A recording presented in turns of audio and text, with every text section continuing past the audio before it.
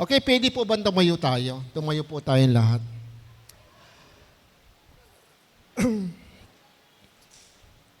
Napakatuloy ng araw, kaya kailangan po natin lagi po ay maging gising sa katotohanan.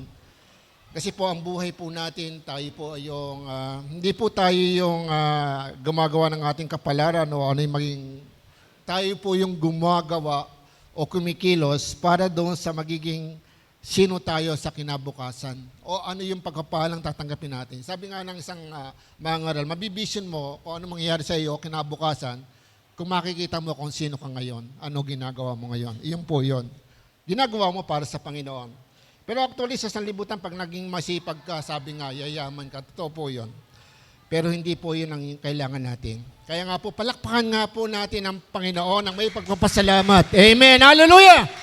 Ano man ang dumating sa buhay natin, may problema ka ba? May pagsubok ka ba? Ano ba yung dumating sa buhay mo? O mga bagay na gumulo sa buhay mo, blessing yan para sa iyo, lahat ng bagay. Amen. Hallelujah. Hallelujah. Amen. Tayo po ay manalangin na mabanal. Maraming salamat po. Ama, ngayon po ay narito na po kami sa kalahatian ng taon, O God. Lord, patuloy po kami nagsusuko sa iyo.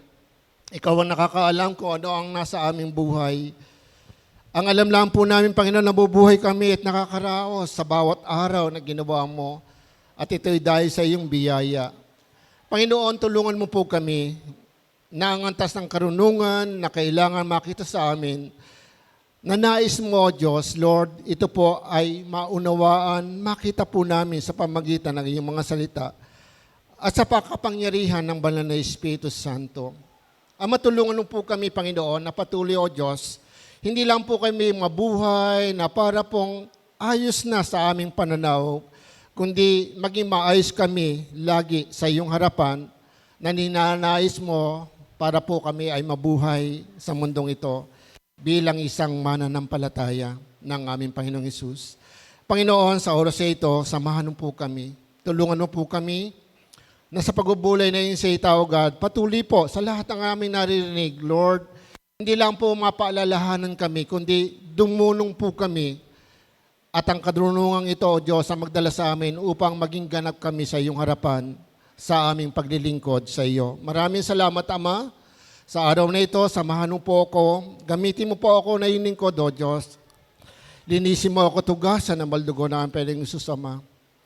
Ama, marami pong salamat. Ito po yung aming inaangkin at pinagpapasalamat sa pangalan po ng aming Panginoong Isus.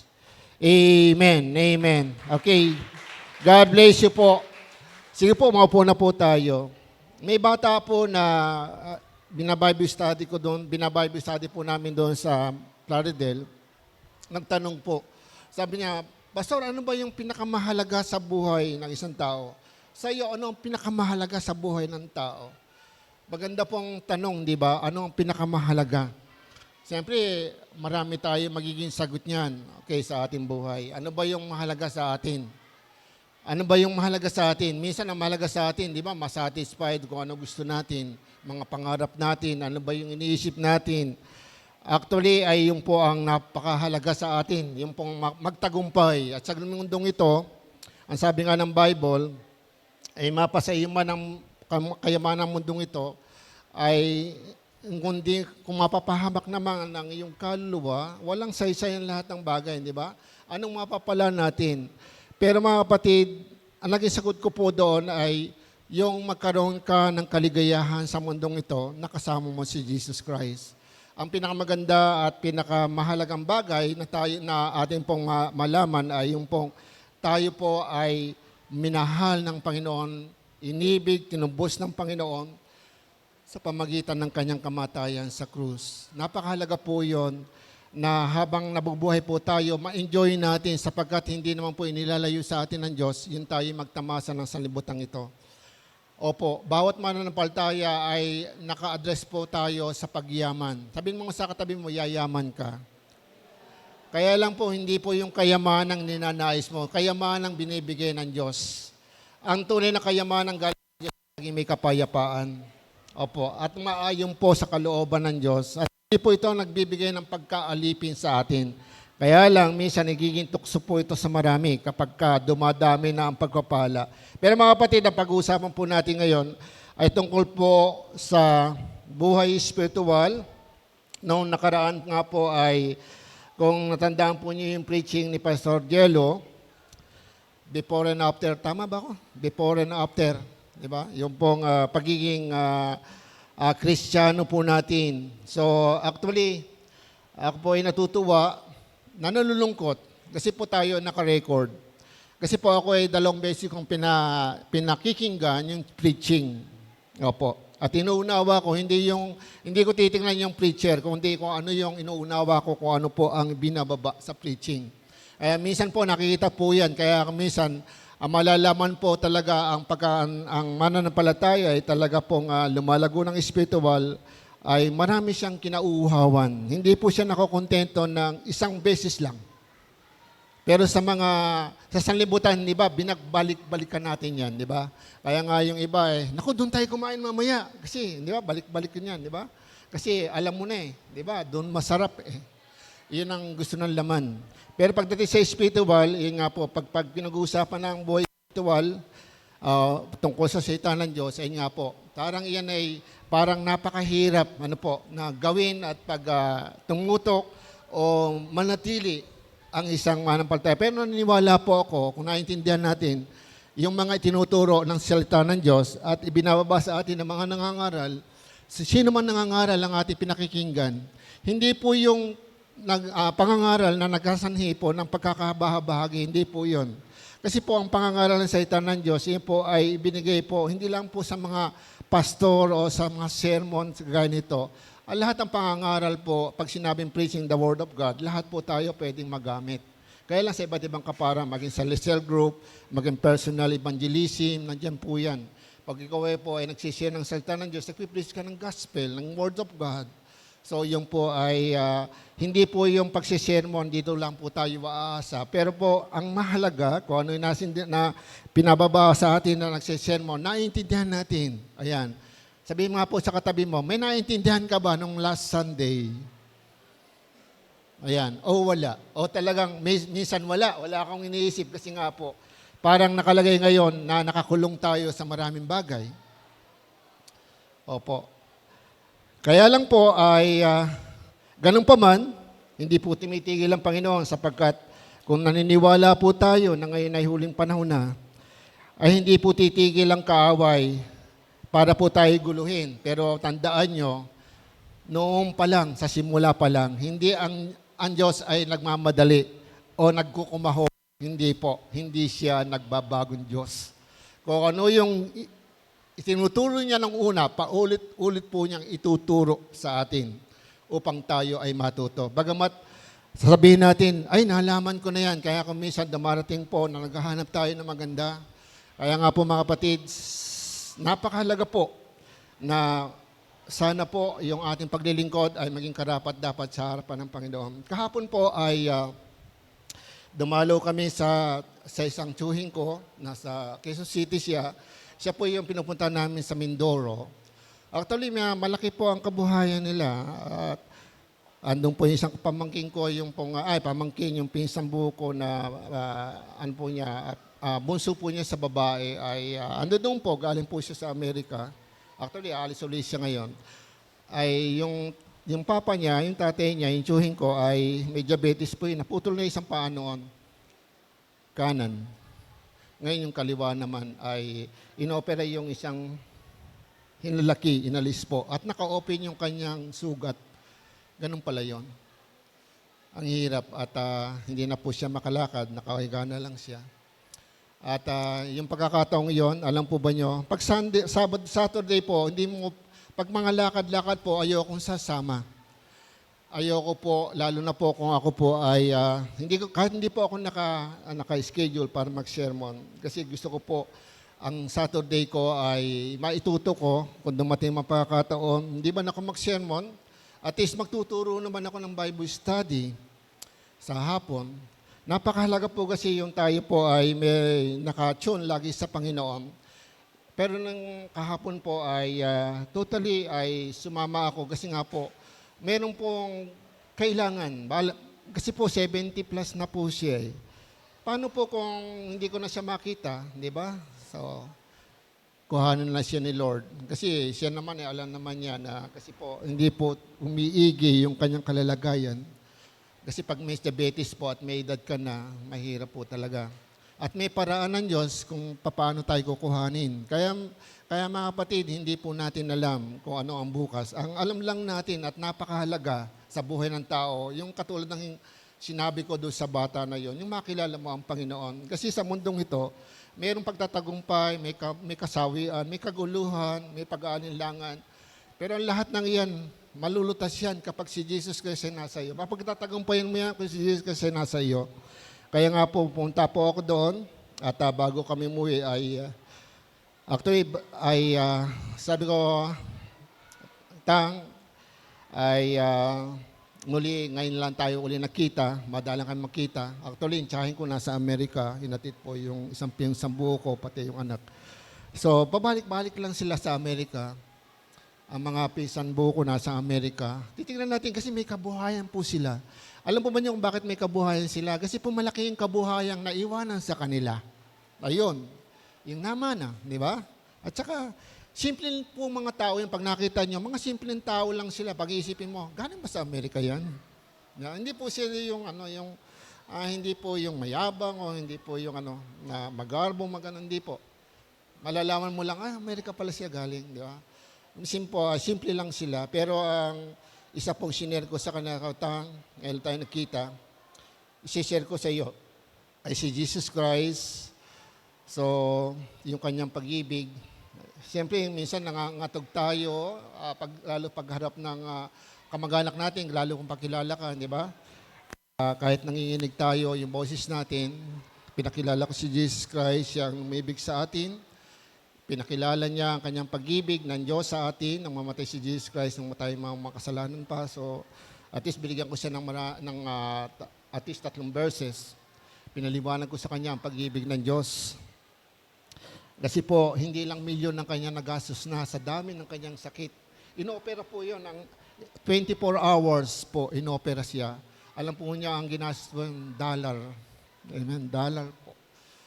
Yabang naman ni pastor. Hindi kinukwento ko lang po sa inyo. Kaya lang sabi ko sa kanya, alam po sabi ko sa kanya, kahit milyon ang marami kayo, kung hindi po kayo pagagalingin ng Diyos, hindi po kayo gagaling. At isa pa, hindi naman po may paraan ng Diyos para tayo kuhanin. Sinabi ko rin sa kanya, katotohanan yun na tayo kukuhanin ng Diyos. Pero yung pag-ibig ng Diyos, maganda po ay maunawaan natin dahil iyan ang magsasalba sa atin sa kabilang buhay. Kaya po, sinare ko sa kanya, pinag-pray ko siya. Bakit po? Kasi yun ang inilalagay sa akin kaisipan ng Diyos. Siguro yun ang ating pag-usapan ngayon. Napakahalaga po na ano po ba ang papel natin ngayon bilang Kristiyano. Okay, ay makita po natin ito sa 1 Corinto, ang ating pag-uusapan. 1 Corinto chapter 2. Ayan, chapter 2, verse 6 hanggang 16. Siguro basahin po natin, sundan na lang po niyo ako.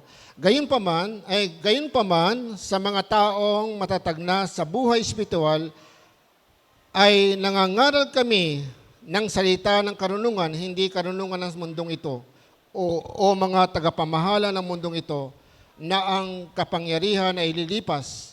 Subalit, ang ipinapahayag namin ay ang lihim na karunungan ng Diyos na hindi nahayag nung una, na itinalaga na niya para sa ating ikalawalhati bago palikain ang sanlibutan. Walang isa man sa mga tagapamahala sa daigdig na ito ang nakakaunawa sa karunungang iyon, sapagkat kung naunawaan nila iyon, hindi sana nila ipinako sa krus ang Panginoon ng kaluwalhatian. Subalit tulad ng nasusulat, hindi pa nakikita ng mata o narinig ng tenga, ni hindi pa sumagi sa isip ng tao ang mga hinanda ng Diyos para sa mga umiibig sa Kanya. Ngunit ito ay inihayag na ng Diyos sa atin sa pamagitan ng Espiritu. Nasa liksik ng Espiritu ang lahat ng bagay, maging ang mga pinakamalalim na bagay na may kinalaman sa Diyos. Wala nakakaalam sa iniisip ng isang tao maliban sa kanyang espiritu, sariling espiritu. Gayun din naman, walang nakakaalam sa mga iniisip ng Diyos maliban sa espiritu ng Diyos. Ang tinanggap natin ay hindi ang espiritu na sa libutan, kundi ang espiritu na mula sa Diyos upang maunawaan natin ang mga kaloob niya sa atin. Kaya nga, kami na nangangaral hindi sa pamamagitan ng karunungan ng tao, kundi sa pamamagitan ng Espiritu, at ipinaliliwanag namin ang mga katotohanan ng espiritual para sa mga nagtataglay ng Espiritu, sapagkat ang taong hindi nagtataglay ng Espiritu ay hindi kayang tumanggap ng mga kaloob mula sa Espiritu ng Diyos. Para sa kanila, kahangalan ang mga iyon at di nila maunawaan, sapagkat ang mga bagay na espiritual ay maunawaan lamang sa paraang espiritual. Naunawaan ng taong nagtataglay ng Espiritu ang kahalagahan ng lahat ng bagay, ngunit hindi siya naunawaan ng mga taong hindi nagtataglay ng Espiritu. Sino ang nakakaalam ng pag-iisip ng Panginoon? Sino ang nakakapagpayo sa Kanya? Ngunit nasa atin ang pag-iisip ni Kristo. Okay, purihin po ang Panginoon sa Kanyang mga salita. So ito po ay pinamagatan natin spiritual Christian o Christian spiritual Christian. So napakahalaga po yung pong pagiging spiritual. Actually, lahat po ng tunay na mananampalataya mula nang tumanggap kay Jesus Christ, siya po ay naging spiritual. Tandaan po ninyo. Sabihin nga po natin, spiritual. Ayan po. Pag sinabing spiritual, hindi ko po makalaman. Hindi na po ikaw nabubuhay sa sarili mong pamumuhay. Ayan po. Bagamat na dumadaan po tayo sa proseso, kagaya po nung naging preaching nung nakaraan, di ba? Yung before and after. Nung tayo po ay maborn again, nung tayo makakilala, so tayo nagkaroon ng pagbabago, di ba? So, lahat ng yun ay ginawa ni Jesus Christ para sa atin. Hindi ikaw ang gumawa. May nagsika para sa atin. Kaya nga po sa ngayon, isa lang ang dapat panindigan natin, spiritual na ako. Kailangan mabuhay ako sa espiritu. So kaya nga po yung kabanalan, dapat po ito ay nakikita sa atin. Kaya lang po ay napakarami na tayong iniisip, napakarami na dapat tayong bitawan. Na hanggang ngayon hindi pa natin mabitawan, kaya maraming mga bagay na hanggang ngayon hindi pa natin nagiging lubos sa atin. Oo nga, meron tayong pagkaunawa, dahil hindi po sapat na meron tayong pagkaunawa dito, pero wala tayong ginagawa. Mga kapatid, ang isang matatag sa pananampalataya ay hindi po yung nakikita na ikaw po ay lagi lang nasa loob ng kapilya. Amen? Kundi sa pagharap mo sa lahat ng problema, pagsubok, pangit man yan o problema, nakaka-encourage man o hindi, anyang ka, naninindigan ka para sa Panginoon, para sa tama, hindi para doon sa kalooban mo o sa emotion mo. Napakahirap po na tayo po ay makaunawa ng maraming bagay at magamit po, tulad ng sinabi ko nga po, ako po ay sumama sa tsuhin ko, hindi po para kumain lang, pumunta doon. Actually, simple lang nga po sila eh. Hindi naman po sila yung mga taong, pero po, yung naiisip ko, alam ko yung iniisip ng Diyos, yun ang naiisip ko eh. Bakit po? Kasama ko siya eh. Kasi paano ka mamatay siya? Sino magsishare sa kanya? Amen? Sino? Hello? Okay. Sino po sa inyo hanggang ngayon hindi pa kayang share ng kanyang nanay? Kanyang tatay? Ano ba yung ginagawa niyo doon? Ganun po. Opo, ganun po. Nakapagkwento ba tayo? Pastor, kaaway ko kasi sa tatay ko. Kaaway mo si tatay mo? Kaaway mo si nanay mo? Bakit? Ganun ba, Kristiyano? O meron kang best friend hanggang ngayon, hindi pa niyo malaman kung ano ka, tunay ka bang Kristiyano o hindi. Kasi pagkasama mo siya, Katolik ka rin niya. Amen? Pero pagkasama mo si sister, Katolik mo si sister. Kaya nga sabi ng 1 Corinto chapter 15, ang masamang kasamahan, kasamahan.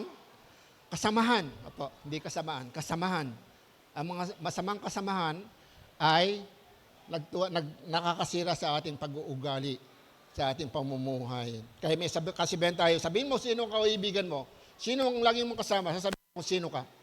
Yeah? Kung ang kasama yung laging mahilig sa Marites, sino ka? Marites 2. Marites 1, Marites 2 ka. Yeah? Hello?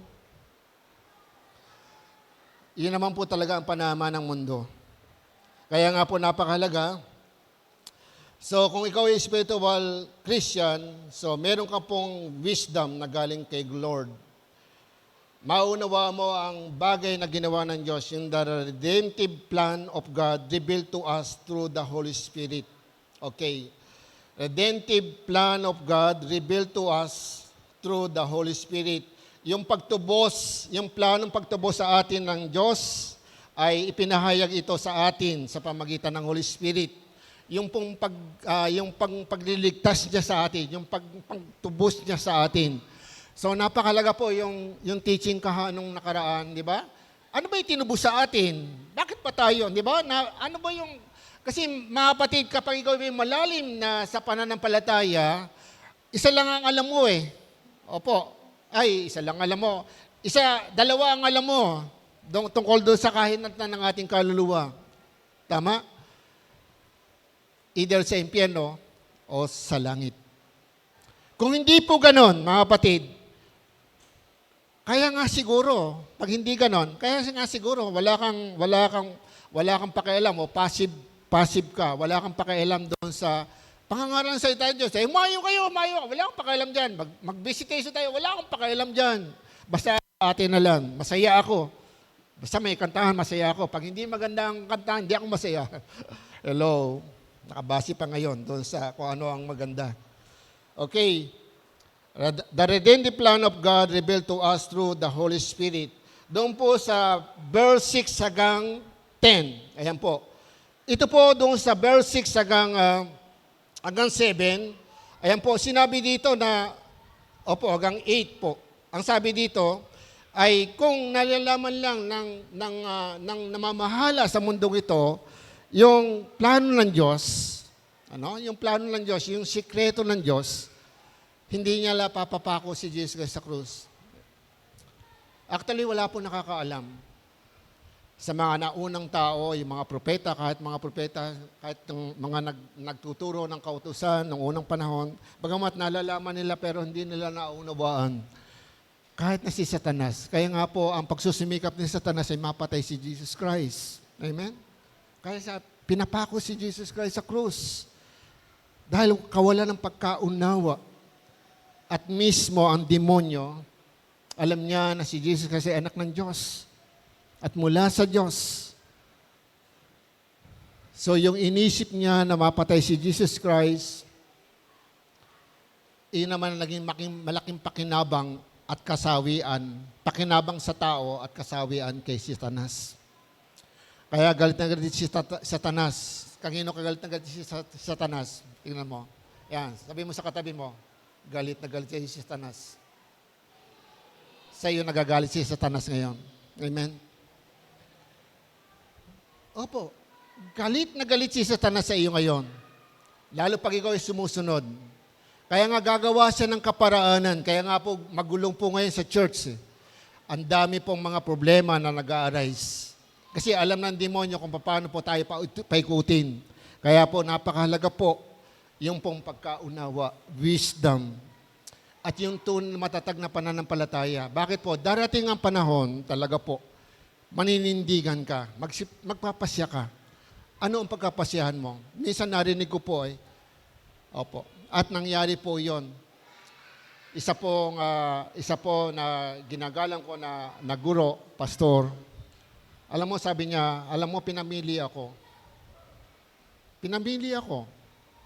Pinamili ako ng tao. Pero nanindigan siya kung ano ang kalooban ng Diyos. Pero kailangan niya magpasya. Kaya nga po mga kapatid, wag tayo matukso kapag tayo nasa kagipitan na, so nape-pressure tayo kung ano gagawin natin. So prayer lang, magtiwala tayo kay Lord. Siyempre, pag nag-decision ka, merong talagang sabihin, pag nag-decision ka sa isang bagay, so ganun po ang nangyari. Kaya nga yung lingkod na yon, nakita ko po talaga. Kaya nga yung lagi nang sabi sa akin. Kaya nga sabi, ayan, tayo ang maunang lumapit sa Diyos. Lagi tayo lumapit sa Diyos. Sabi niya, Ray, tandaan mo, lagi tayong lumapit sa Diyos. Kasi po maraming bagay na magpapahina. Maraming bagay na darating sa ating boss upang tayo pahinain sa pananampalataya. Pero hindi po yun ang plano ng Diyos. Actually, ito nga pong pagkaunawa sa redemptive plan of God ay hindi po ito naunawaan ng mga tao. Pero ngayon po, through the Holy Spirit, naunawaan na po natin dyan. At yun po ang sinasabi po na kailangan po maunawaan natin doon po sa sinasabi sa verse 10. Ngunit ito'y inihayag na ng Diyos sa atin sa pamamagitan ng Espiritu. Sinasaliksik ng Espiritu ang lahat ng bagay, maging ang pinakamalalim na bagay na may kinalaman sa Diyos. Tandaan po natin, ang Holy Spirit, siya po nakakaalam ng pinakamalalim na kaalaman tungkol sa Diyos. Karunungan galing sa Diyos. Kaya kung kailangan mo ang karunungan, ayan, kailangan mo ang Holy Spirit. Ay, sino ba ngayon ang may Holy Spirit? Hello, tingnan mo yung katabi mo. Meron ka na bang Holy Spirit? O anong espiritu nasa iyo ngayon? Espiritu ng pagkabalisa, espiritu ng antok, espiritu ng pagod, espiritu ng stress, ano pa?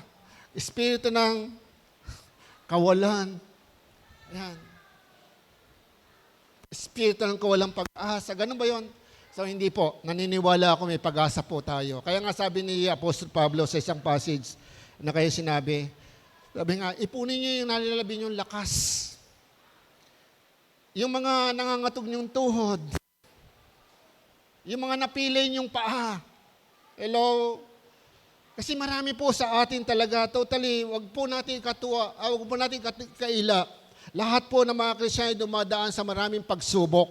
At tandaan natin, sa Santiago ay pinagdiinan niya, kung kayo dumaraan sa maraming pagsubok, magaling kayo, sapagkat na pagsubok, magiging matatag kayo saan? Sa pananampalataya.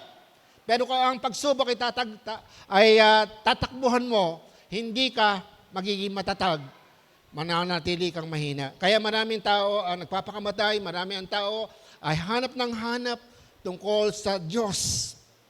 Hanggang ngayon, hindi makita. Alam niyo, makikita mo ang Diyos, hindi po sa pamagitan ng mga tao nakapaligid sa iyo. Hindi sa pamagitan ng magandang church. Makikita mo ang Diyos sa pamagitan ng iyong puso. Buksan mo ang iyong puso. Alisin mo ang lahat ng dumi sa ating puso. Iyon po ang napakahalaga. Dahil ang puso mo, ang sabi nga, pagdating ng Holy Spirit, Ezekiel chapter 26,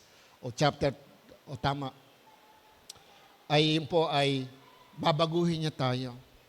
Bibigyan niya tayo ng bagong espiritu.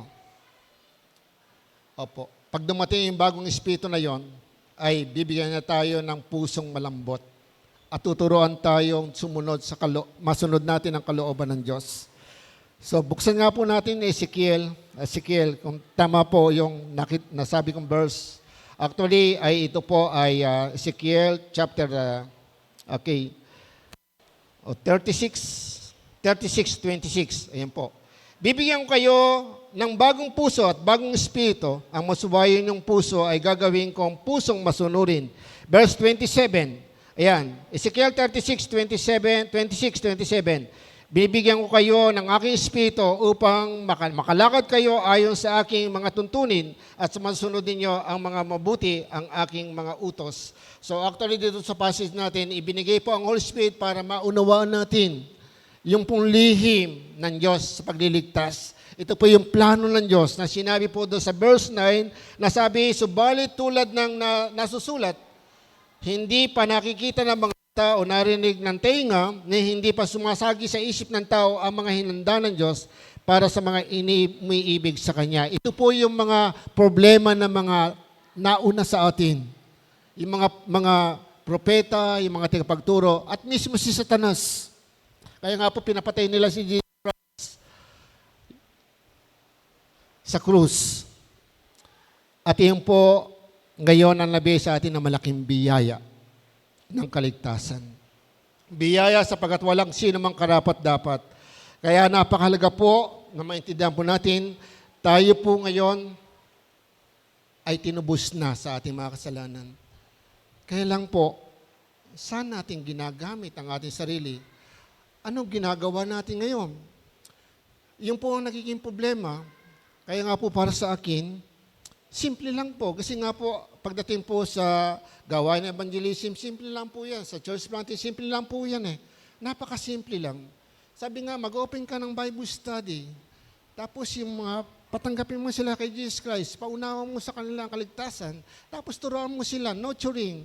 Pagkaraan po nito, turuan po natin sila, tapos sabihin po natin ngayon ay mag-pray ka ng mga kaluluwa. So cycle lang po yan. Sa church planting, ilang po cycle, mag-pray ka ng mga kaluluwa. Tapos mag-share ka. Pero mag-share ka ngayon, sasamahan ka na nagturo sa iyo.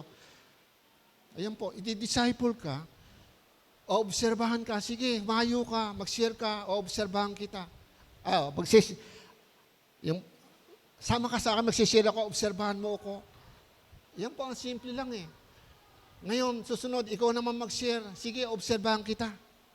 Ikaw mag-share. Bandang uli, ikaw na lang ang mag-share. Tapos bandang uli, ikaw naman ngayon ang mag-share sa panibago. Tuturuan mo sila na mag-akay ng kaluluwa. Mangumbida. Amen? Kaya po, magandang balita po. Pagdating po sa gawain doon po sa Plaridel, yun po ang inuutos ko. Alang kakayanan yung mga tiga roon. Yung kasama ko, wala pa silang kakayanan. Pero sabi ko, mangumbida kayo. Alam nyo, yun po yung napakaganda eh. Kasi po pagdating doon yung mga bagong kumbida, sinisharean ko ng gospel, ng kaligtasan. So, yung pong dati po na umaatin, ngayon nare-remind sila paano po yung kaligtasan at paano ito itinuturo. So, second, dalawang bagay ang makakatulong doon, di ba? Kaya nga po, napakahalaga po na magkaroon tayo ng wisdom. Yung wisdom ng God dito sa mundong ito, kailangan po ito po ay maipasa natin. Maipanawa natin kung paano. Kasi ang plan ng Diyos, ng Diyos ng sanlibutan ito, si Satanas, ay sirain po ang gawain ng Panginoon. Pag sinira mo ang isang tao ngayon, ang gagawin niyan, di ba? Yan. Hindi niya tatantanan yon hanggang sa mabura sa kanya kung ano yung sinuturo. Guguluhin niya yung isip niyan. Kaya nga po, meron din nagtanong sa akin isang kabataan doon na sabi nga, Pastor, bakit ganon? Pag gusto ko nang maging totoo, gusto ko nang sumunod sa Diyos, bakit napakaraming tukso? Ba't napakaraming tukso? Totoo po yan. Isang kabataang babae ang nagsabi po sa akin, hindi po ako. Pinaliwanag ko lang sa kanya, kasi galit na galit si Satanas. Kasi noon, ikaw ay kasama ni Satanas. Wala nakikialam sa iyo. Lahat ng ginagawa mo, hindi ba? Kasi po doon sa lugar na yon, bata pa lang, 14 years old, merong girlfriend, boyfriend na. Hello. At hindi lang girlfriend, boyfriend, minsan merong pang nagsasama na. Hello. Nakakahabag ang kalalagayan ng mundo po ngayon. Sinong gagamitin? Ito po yung kabulukan. At huling panahon, wala na tayong makikita maganda. Pero ang sabi ng Bible, na dapat panindigan natin, tayo asin at ilaw. Hello! Hindi tayo pwedeng manatili sa sarili lang natin na tayo ligtas na. Larating na ang Panginoon, ako'y ligtas na. Kaya ako magpapagtayo na lang ako ng i-enjoy ko na lang yung mga bagay na nasa akin ngayon. Hello? Mismo ang Bible na nagsabi, mismo ang kayamanan mo, gamitin mo para marami magpuri sa Diyos, para makakilala sa Diyos. Ano ba yung pera? Di ba? Hello? Kaya na ibigay niya ng 1 milyon sa iyo kung kailangan mo. At kaya po niyang gawin ito sa atin. Kaya lang, kung hindi po tayo mamumuhay sa patnubay ng Banal na Espiritu, at hindi po tayo maging spiritual. Hindi po natin ito magagawa. Yung redemptive plan of God, sa iyo lang darating, tapos period, nahihinto. Tapos ang tagal, aabutin pa ng 20 years bago ka makahayo. Hindi po ganon.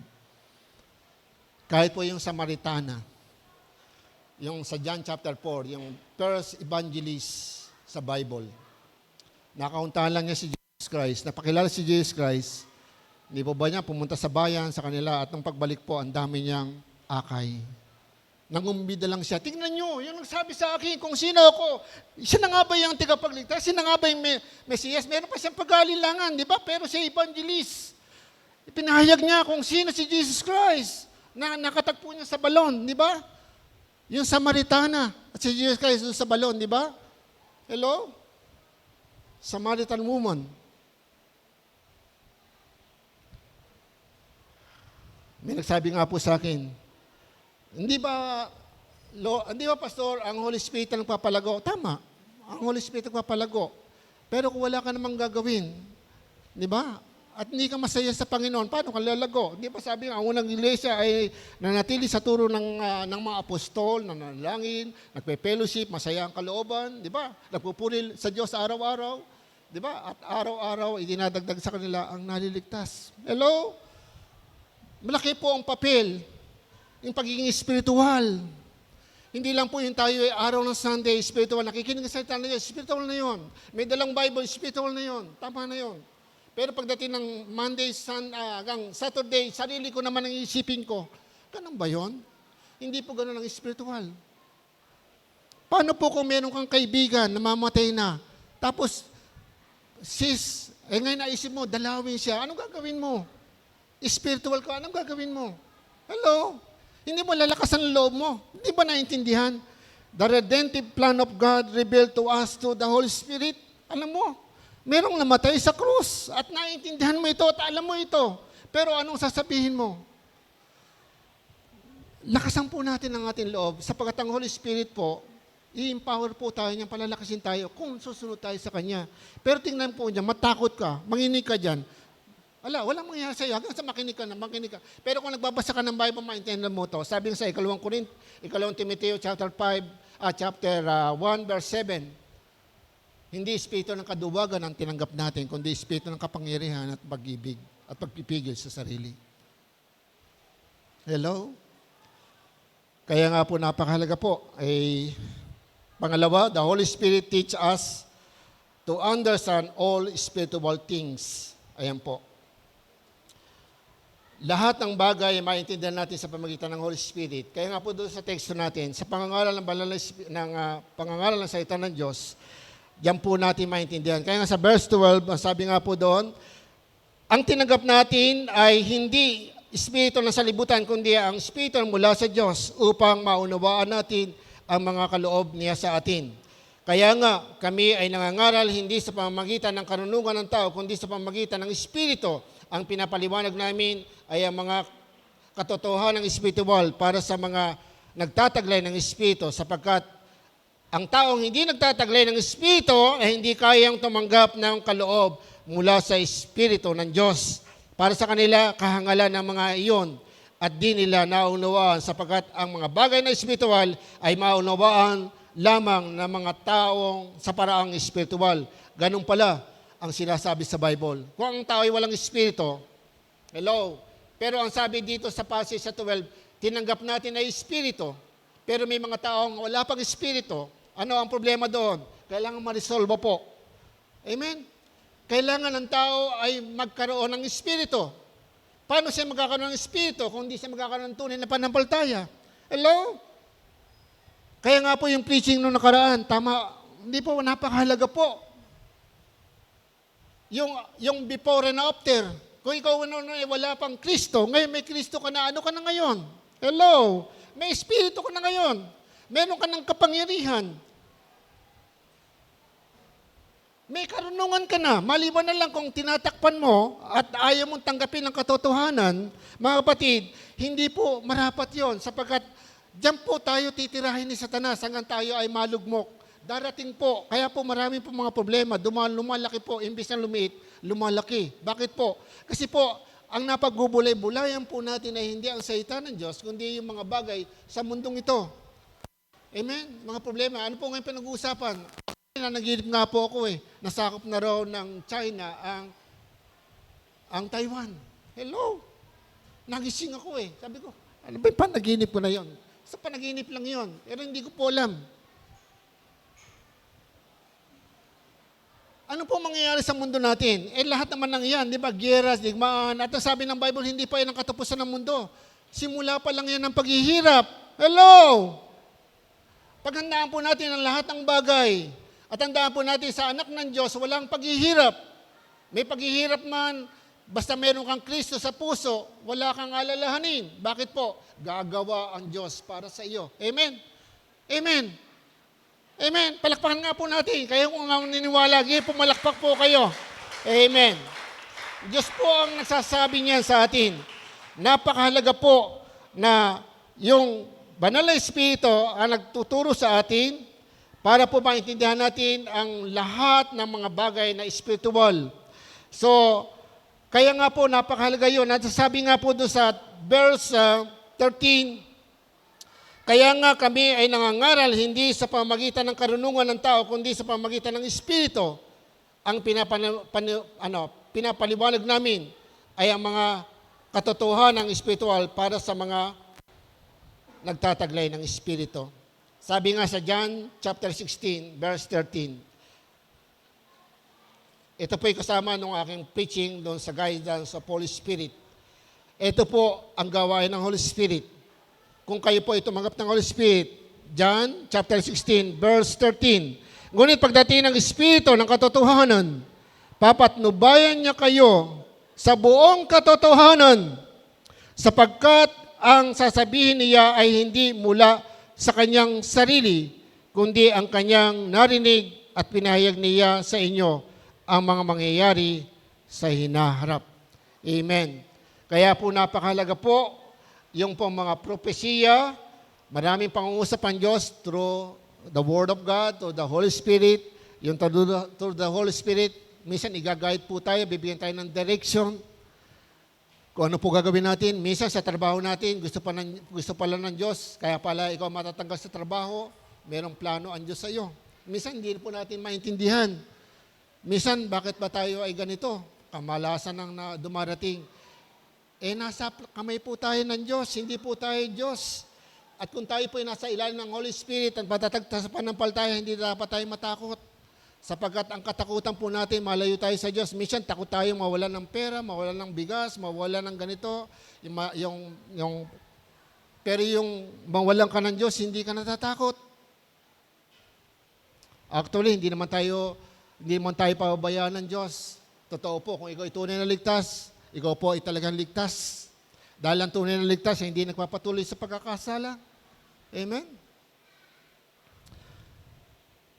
At kung siya may nakasala, itutubid at papaluin siya ng Diyos. Hebrews chapter 12, verse 5, 6, di ba? Kaya nga po napakahalaga na tayo po ngayon ay manatili kung ano po ang karunungan binigay sa atin ng Diyos. So, yun po ang magbibigay po sa atin, magsasalba sa atin. Iyon po ay bahagi ng pagiging spiritual Christian. At verse 15, ang sabi po ng ating teksto, 14:15. Okay. Ang sabi po dito sa verse 14, sapagkat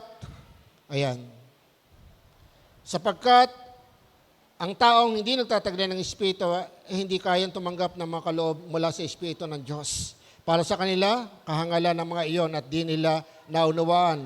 Sapagkat ang mga bagay na spiritual ay maunawaan lamang sa parang spiritual. Verse 15, naunawaan ng taong nagtataglay ng Espiritu ang kahalagahan ng lahat ng bagay, ngunit hindi siya naunawaan ng taong hindi nagtataglay ng Espiritu. So actually, kaya nga po yung mga tao po na hindi pa kumikilala sa Diyos, tulungan po natin. Kasi po, tayo po ngayon ay meron po tayong pagkaunawa. Ang tunay na Kristiyano ay natutuwa sa kabutihan. Ang kinamumuhian ng Diyos ay kinamumuhian ng Kristiyano. Hello? Sabi mo sa katabi mo, sino ba ang kinamumuhian mo? Okay. Kinamumuhian mo yung gawain ng Diyos, kapatiran mo, o kinamumuhian mo yung mga bagay na ginagawa sa mundo ngayon. Napakalaki ng problema po ng mundo ngayon. Actually, hindi nga po kayo aware o marami hindi aware. Mag-pray po tayo. Lagana po ngayon ng AIDS. Nagtataka nga po ako, nandun po ako sa Alphamart. Di ba sa Alphamart, mayroong mga sa cashier, may tabi-tabi dyan, mayroong mga, yung pwedeng kuhanin mo, di ba? Yung mga, mayroong doon nakalagay na condom. Hindi ko na masabi. Sisitahin ko sana. Kaya lang, hindi pa nila ako maintindihan eh. Kasi hindi sila born again eh. Hello? Punta ka sa, meron kayong pastor, baka pagpunta sa altar, makahanapin nyo. Di bili ba kayo? Hello? Ito na yung mundo. Ang daming may AIDS ngayon. At ang nakakatakot po ngayon, merong bagong panganak, may AIDS. Hello? Kasi nga, bakit po? Maraming mahilig. Makahinaan, di ba? Laga na po ang AIDS ngayon. Nababahala po ang DOH, di ba? Tapos meron pa ngayong COVID. Possible nakapasok na sa atin. Nagaling po sa Singapore. Hello? Na hindi po sakop ng ating vaccine. Pero tayo, pagdating po sa prayer, Lord, bigyan mo ko ng ganito, bigyan mo ko ng ganon, So, hindi ko sinasabing masama yun. Hello? Minsan pansarili pa lang din natin ang kaya natin. Hindi ba natin naunawaan, spiritual Christian tayo, pwede natin siyang barikadahan. Pwede natin siyang palitin hanggang sa mamatay. Amen? Through prayer. Bakit po? At saka pangangaral ng salita ng Diyos. Kasi hindi nakakilala ang mga tao sa Panginoon. Kahit sino siya, ano ang danger niya. Tama ko, gender. Walang problema. Ang problema po, sino mangangaral? Di ba? Hello, hindi tayo nag-judge. Pero, kailangan ma-judge mo natin. Kaya nga, kung tayo nasa espiritu, na-judge natin kung ano yung tama at mali. Pag mali, mali. Kinamumuyan ng Diyos, mamumuhi ka dyan. Amen? Ito ang gusto ng Diyos, gamahalin mo yan. Yung po, ang spiritual na tao o Kristiyano. Hindi po yung, hindi malaman, parang saan papanig dito o doon. Hello? At tandaan po natin, mayroong mga bagay na hindi naman natin alam. Bakit ang isip ba ng Diyos ay kaya nating malaman? Alam natin lahat. Sabi nga, doon sa Isaiah 55, di ba, ang kaisipan ng Diyos, hindi natin kaisipan. Ang kanyang pamaraan, hindi natin kaparaanan. Ang kanyang daan, hindi natin daan. Hello? Tapos ngayon, lagi kang merong panama, merong pang laging iniisip mo, ito dapat. Bakit hindi tayo hindi po eksperimento. Yan. Hindi ito trial and error. Kundi sabi niya, humayo ka. Kaya nga po, ako po nanginginig eh. Nung siniseran ko yung tsuhin ko, kasi nga po, andyan yung pisan ko. Sabi ko yung pisan ko, alis nga po ng 14, pabalik ulit ng Amerika. Kaya ko, bigla, wala akong maibibigay sa iyo, kundi yung pananampalataya. Yan. Sinarin ko sa kanya, pinatanggap ko sa Panginoon sila. Pati po yung nag-aalaga, pinag-pray ko sila. Kasi po, ang pag-ibig ng Diyos sa lahat ng tao. Kaya mga kapatid, kung naiintindihan mo na marami pang tao ang hindi nakakaunawa, at hindi nila kayang umunawa dahil wala pa silang Holy Spirit, anong gagawin natin? Ano ang solusyon na dala natin? Kailangan may mag-share. Kailangan may dala kang kahit na trucks. Alam mo yung trucks po, yung pong mga maliliit na babasahin, ang dami pong gumagawa niyan. Ulitin ko nga po, yung patotoo po, nandun po ako sa Plaridel, dyan sa crossing, nalapitan ako ng isang kabataan, pwede ko po ba ma-sharean? Sabi niya, ano ba kayo share mo? Sabi niya, alam po ba nyo, tinanong ko siya, ano ba kayo? Sabi niya, Sabadista po. Amen. Ang ko kasi, yung mga ganon di ba, yung mga tatapang di ba, yung sa isang Pero yun. Kasi po, alam niyo kung bakit? Lahat po ng reliyon naniniwala sa last day. Malapit na ang paghukom. At ang ipipreach po natin, siyempre, yung pong karunungan galing sa Diyos. Yung mga bagay spiritual. Hindi po yung makalaman.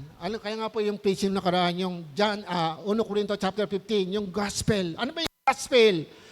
Si Jesus ay pinako sa krus, namatay, at inilibing 3 araw na buhay na muli. Sino yun? Si Jesus Christ.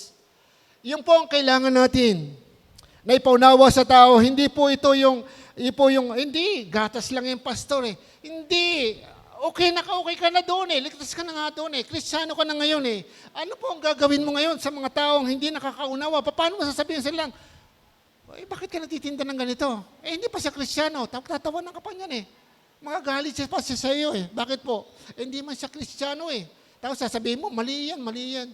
Hindi po ganyan ang pagsishare. Kaya kailangan yung tiyaga. Kailangan yung pag-ibig. Kahit po, yung mga tao nakita mo ay parang Tinatalikuran ka pag ikaw ay nangangaral. Tsaga lang. Bakit po? Kasi pag hindi po sila nakakilala, kamangmangan sa kanila. Hindi nila yung mga bagay spiritual, agad hindi nila nakakilala si Jesus Christ. Kaya hindi po kumimahal tayo sa buhay. Hello, gumawa po tayo ng paraan. Minsan may pagkakataon po. Yung pangangatwiran, hindi po masama. Hello. Anak, saan ka pupunta? Alis ka ng alis. Tay, attend po ako ng Bible study. Anong Bible study? Kasi tay, doon, pinag-aaralan po namin ang salita ng Diyos. Hello. Kahit yung ganung bagay na sabi ba natin, pag sinabi ng, hindi alis. Hindi na alis. Hello? Pero pag yung pangangatwiran, ako na naman, gano'n ba? Lakas ng loob natin, di ba? Pero yung mga tuwiran tayo sa salita ng Diyos, hindi gawa na ba natin yan? Hindi ko sinasabing gaganon, pumunta ako ng Bible study. Hindi. Tay, gagawa, may gawain po kami, bahatin po ako ng Bible study. Alam niyo yung ganung bagay, lagi niya natidinig ng tatay mo, bandang huli yan, magigisawan yan. Hello, ang daming pangyayaring ganyan. Dahil nakita niya yung patotoo ng kanyang anak. Ayan pa, iwasan natin, nasira yung ating patotoo sa loob ng bahay. Dahil hindi kanya paniniwalaan. Kasi kung naintindihan mo, ito, the Holy Spirit teach us to understand all spiritual things. Magiging maayos po yung ating patotoo. Kasi po yung kinamumuyan ng Diyos, hindi mo nagagawin. Yung pagsisinungaling, yung hindi pagsunod, inuutusan ng magulang. Di ba? Hindi sumusunod. Ayan. Hindi nakikinig ng payo. Ayan. Pero pagdating sa pananampalataya, kung alam mo na ang mga kamahal mo sa buhay, hindi pa kumikilala sa Diyos, gumawa ka po ng paraanan. Una, ang binigay po sa atin na provision ng God para po makuha natin ang favor ng God sa kaligtasan ng ating mga mahal sa buhay, prayer. Dahil pangako niya, Acts chapter 16, verse 31, manampalataya ka, ikaw at ang iyong sambahayan ay maliligtas. Pag naligtas ka, second, na-target ng God, sambayanan mo. Hello? Priority ng God ay family. Hello? Bakit nangyayari hanggang ngayon ang family ay hindi nakukuha? So, hindi ko po sinasabing second ang family, lahat makakilala. Kasi po meron pa akong kapatid na hindi pa sumusunod sa mabuting balita. Pero hanggang ngayon, hindi pa ako bumibigay. At hindi ko sinisira ang patotoo ko. Kahit sabihin na mali yan. Parang hindi maganda yan sa harapan ng tao. Hindi ako susunod sa kanila. Hindi ko susundin ang kanila. Ang susundin ko, ito sinasabi ng Diyos. Hello? Iyon po ang kailangan natin, manindigan. Ablananguli, through the Holy Spirit, the mind of Christ guided us by His thought and purpose. Actually, nakalagay dito, ang kaisipan ni Kristo ay taglay natin. Amen. Napakahirap no? Ang kaisipan ni Kristo ay taglay natin. Hindi po tayo katulad ni Kristo na lahat ng bagay alam na alam. Hindi po. Kundi tayo po ay meron ng pagkaunawa sa lahat ng bagay. Kasi po yung kaisipan ni Jesus Christ nasa atin na. Kaya nga po, paano ba tayo nag-iisip? Paano ba tayo nag-iisip? Mga kapatid, sabi nga ng Romans chapter 8 verse 7, pakita ko po sa inyo kung paano nag-iisip ang mga tao pupunta sa impyerno. Ito po, Romans chapter 8 verse 7. Ang sabi po dito, tingnan po nyo. Hallelujah. Ayan. 7 ko na lang po babasahin. Ang sabi po dito, okay. Ayan. Kaya nga, kapag itinuon ng tao ang kanyang pag-iisip sa mga hilig ng laman, siya'y magiging kaaway ng Diyos sapagkat hindi siya nagpapasakop sa batas ng Diyos at sadyang hindi nga niya ito magagawa. Verse 8, at ang nabubuhay ayon sa hilig ng laman ay hindi maaaring kalugdan ng Diyos. Binawi po yan sa verse 9. Kaya po napakalaga yan. Ngunit hindi na kayo namumuhay ayon sa laman, kundi ayon sa Espiritu. Sa katunayan, naninirahan sa inyo ang Espiritu ng Diyos. Kung wala sa isang tao ang Espiritu ni Kristo, Hindi kay Kristo ang taong iyan. Kaya mga kapatid, kung narito ka, hindi mo pa tinatanggap si Jesus Christ, wala ka pa po ang Holy Spirit. Kailangan mo makarinig ng salita ng Diyos. Hindi religion ang kailangan mo. Hindi pastor. Hindi tao. Ang kailangan mo maunawaan mo yung ginawa ni Jesus Christ sa krus. Sa gayon, pag tinanggap mo yung gospel, ang mabuting balita ng kaligtasan, papasok sa iyo si Jesus Christ sa pamamagitan ng Holy Spirit. Kaya nga po mga kapatid, sa iba yan ay ang namuhumaling. Ayan po. Dito ay tinutuon ng pag-iisip sa mga bagay na laman. Ito po yung mga taong pupunta sa impyerno. Mga kapatid, sabihin mo sa katabi mo, pupunta ka sa langit. Kaya sabihin mo, kaya pakiusap, isipin mo ang mga bagay spiritual. Amen. Hindi po yung puro laman. Puro masarap, gusto ko. Eto gusto ko. Ayoko mahirapan. Uulan. Maiinitan ako. Baka pagtawanan ako. Pag pinuntahan ko naman, wala sa bahay. Yan ang mga karanasan ng mga mahayo eh. Pero tayo, ayaw natin mahirapan. Lalo sa panahon ito, alam nyo, gamitin mo lang ito, magiging milyonaryo ka. Ito lang, kailangan mo ito lang. Kasi kahit hindi ka umalis sa bahay, maraming work from home ngayon, di ba? Maraming ngayon work from home, yumaman. Maraming yayaman dahil dito. Hello? Pero mga kapatid, sabi dito, ang kaisipan ni Kristo ay nasa atin. Hello? Ang kaisipan ni Kristo ay nasa atin. Kaya maunawaan natin ang mga bagay tungkol sa plano ng Diyos at sa kanyang purpose. Ano ang plano ng Diyos? Sa pamagitan ng Jesus Christ, ang mga tao ay makalapit sa Kanya. Hello? Hindi makakalapit ang tao sa Ama, sa Diyos, kung hindi dadaan kay Jesus Christ. Tama? Ano ang plano ng Diyos? Ano ang purpose ng Diyos? Bakit namatay si Jesus Christ? Para ano? Para tayo tubusin sa ating kasalanan. Sino man tumutubos? Kaya sabi ko sa chewing ko, saka doon sa pinsan ko, alam po ba nyo, isa lang po ang namatay sa krus, si Jesus Christ. At yung namatay at nabuhay na muli, isa lang po, si Jesus Christ. At yung umakyat sa langit at nabuhay na muli, isa lang po, si Jesus Christ. At si Jesus Christ, sabi sa kanila, malapit na po dumating. Yan ang sinabi ko sa chewing ko.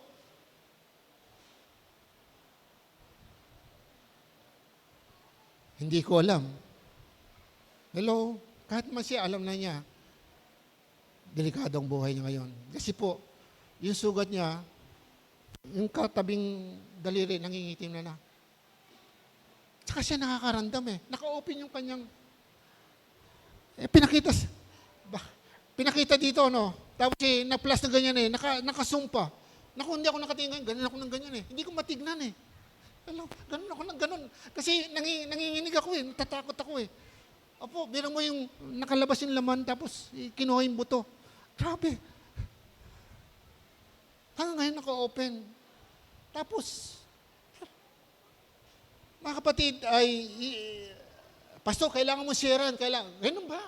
Paano yung malakas? Paano yung, di ba? Hello? Yung bang may sakit lang ba ang kailangan si Jesus Christ? Amen? Hindi ba lahat ng tao? Hindi mo alam, marami dyan. Di ba? Kaya nga marami, nag-aasawang bata pala, nag-aasawa na. Tinatakasan ang kahirapan, ang kaguluhan. Okay. Kaya po napakaganda po na tayo po lahat ay magkaroon po ng kaisipan na kay Kristo. At totoo po yan, nakasulat yan. Kaya sabi nga doon, ang kaisipan ni Kristo nasa atin, nasa amin, sabi ni Apostol Pablo. At possible po yan nasa atin ngayon. Dahil isa lang ang Holy Spirit. At ang Espiritu ngayon ay si Jesus Christ. At kung kasama si Jesus Christ, gagamitin ng iyong kaisipan. Pero paano ka magagamit ang kaisipan mo? Ang inisip mo, puro kalaswaan.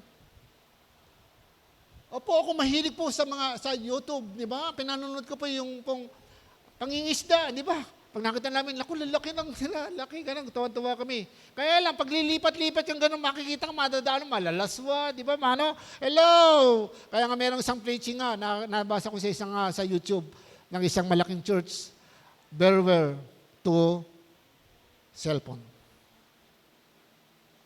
Aba, tama, no? Diba?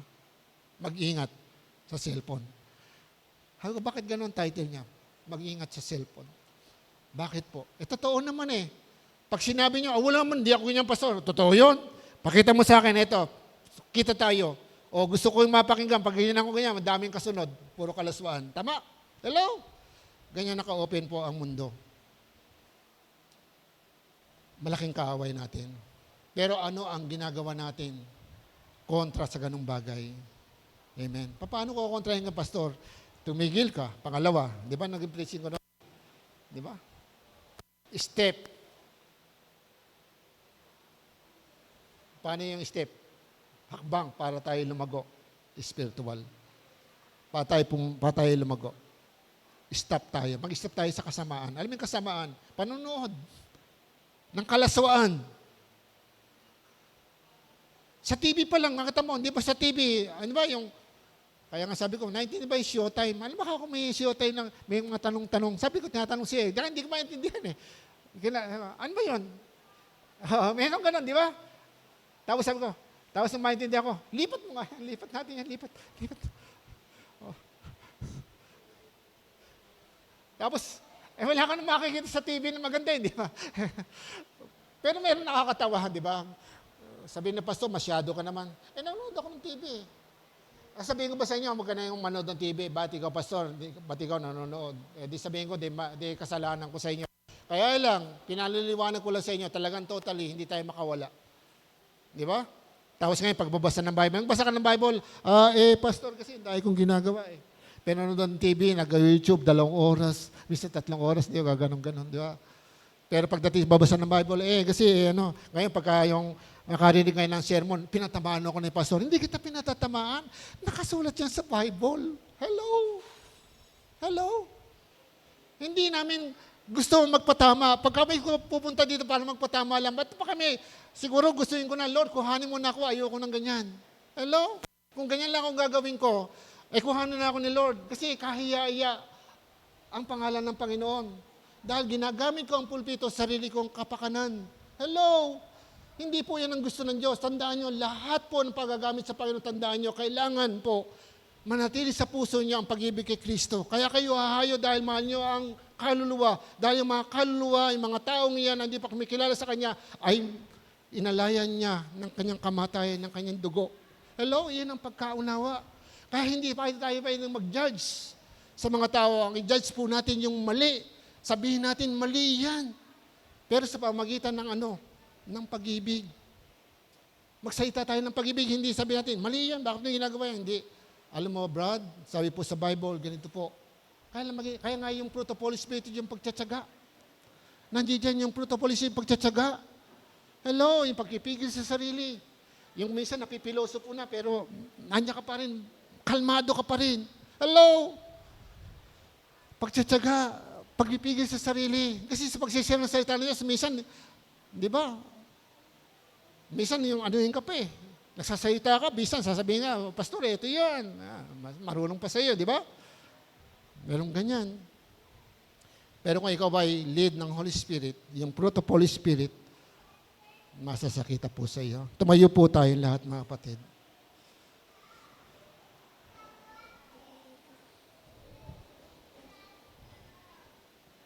Kung tayo po ay spiritual Christian, naunawaan po ang mga bagay na ito. Pero kung hindi po, naiintindihan to, tingnan po nyo ang bunga ng ating gagawin. Kaya nga po, sa buhay na ito, napakahalaga daw po, mabision mo kung ano ang mangyayari sa kinabukasan sa buhay mo. Matitiyak mo lang po yung kung ano po, ulitin ko, kung ano po ang ginagawa mo ngayon sa Panginoon at kung sino ka sa Panginoon ngayon. Iyan po, diyan mo mabibision yung pagkapalang darating sa iyo. Kaya lang kung ikaw may nagkamali ngayon, kapatid, alam mo, itong narinig mo, reminder to sa atin. Kasi ang Diyos hindi siya nagbabago sa kanyang pag-ibig sa atin. Kahit tayo matigas ang ulo, nagtsatsaga pa rin tayo. Pinagtsatsagaan tayo ng Panginoon. Mahal pa rin tayo ng Diyos. Kahit tayo magkamali. At tandaan niyo mga kapatid, Huwag po nating hanapin yung mga bagay sa mundong ito ay makuha natin. At antayin pa natin makontento tayo bago po tayo maging totoo sa Panginoon. Actually, masasabi ko sa bawat araw, ang gawain ng dyablo, gusto niya ibaksak ka.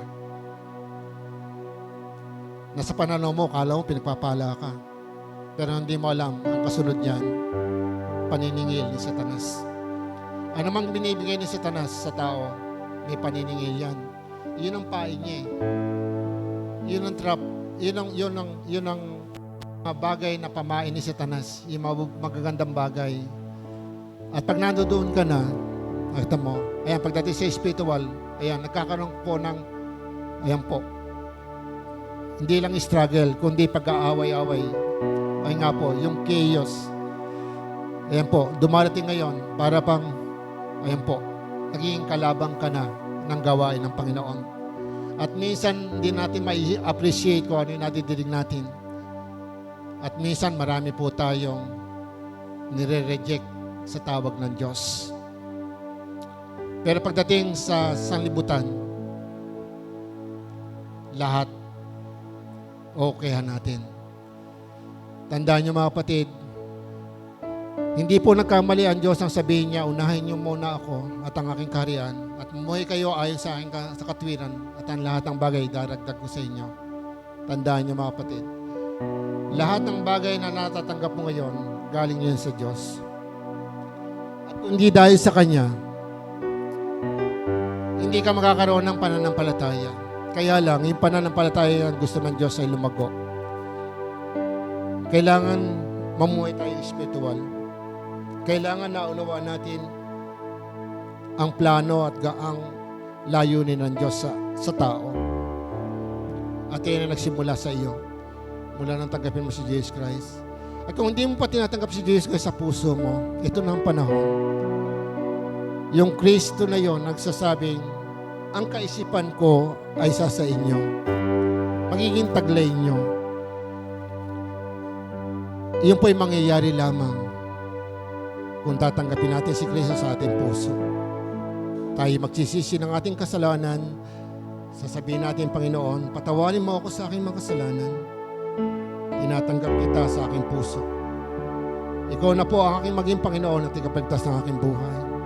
Kung ginawa mo iyon, kapatid, papasok sa iyong puso ang Holy Spirit. At dyan mo mararanasan ang lahat ng mga biyaya at kaloob ng Diyos sa iyo. Amang Banal, maraming salamat po. Salamat po. Patuloy kami pinaalalahanan mo. Ngayon po ay month of June.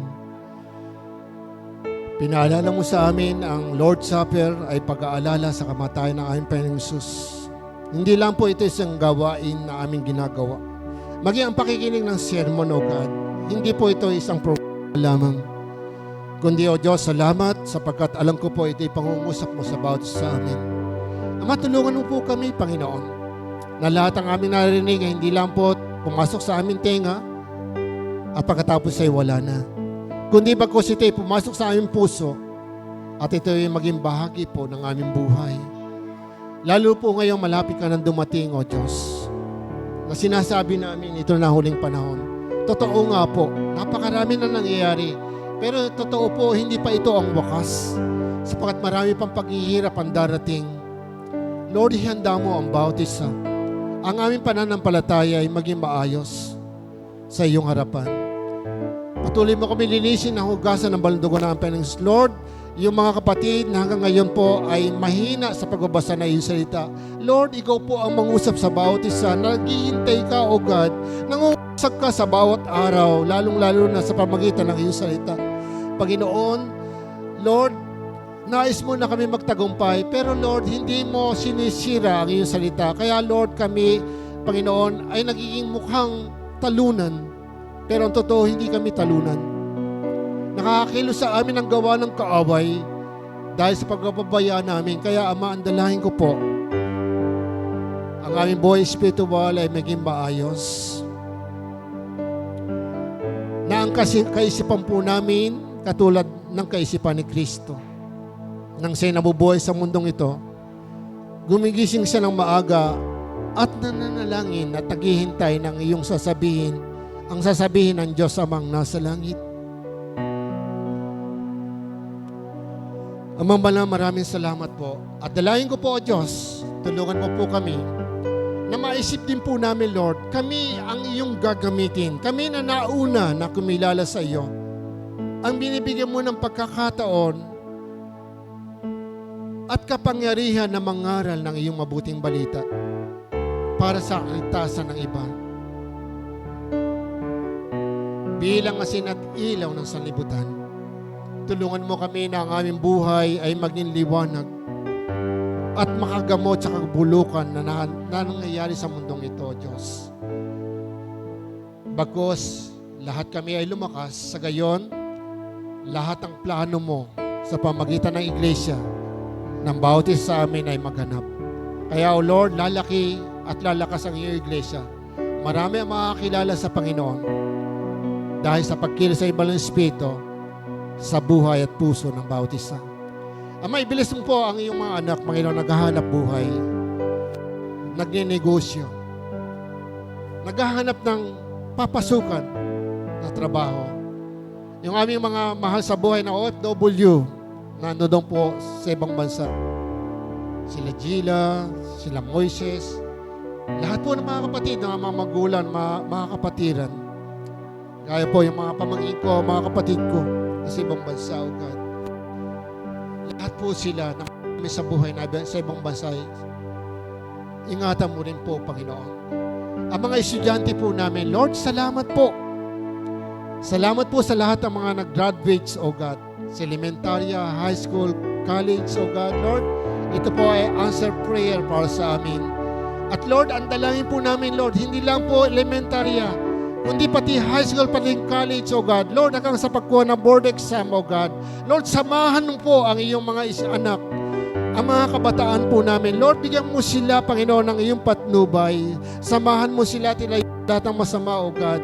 Lord, makapagtapos muna sila ng pag-aaral. Sa gayon, ang kanilang magiging buhay, kung hindi ka pa darating, O Diyos, Lord, ay merong tunay na pagtatagumpay. At Ama, dalayan ko po sa lahat ng mga magulang na nagpapaaral, na mga problema sa kanilang kakanin araw-araw at mga pangangailangan. Panginoon, katagpuin rin po kami, O Diyos. Lord, kung po bayaan na sa pamagitan ng mga kakulangan kami ay manghina, because gawin mo po sa amin tulad ng iyong pangako. Hindi mo kami iiwan, ipabayaan man. Kaya, O Diyos, lahat na nagtitiwala sa iyo at yung nag-aalilangan sa iyo, tulungan po sila na magtiwala sa iyo ng lubusan. Mangmusa ka po sa amin. Magpakahaya ka po sa amin. Tulad ng pangako mo sa pamagitan ng panaginip at ang mga pangitain. Sa gayon, natutupad sa amin ang lahat ng nasulat sa iyong salita. Lahat kami ay magtatagumpay. Ama, maraming salamat. Ito po ay aking inaangkin at pinagpapasalamat. Lord, salamat po sa pangalan ng aming Panginoong Jesus. Amen and amen. God bless you.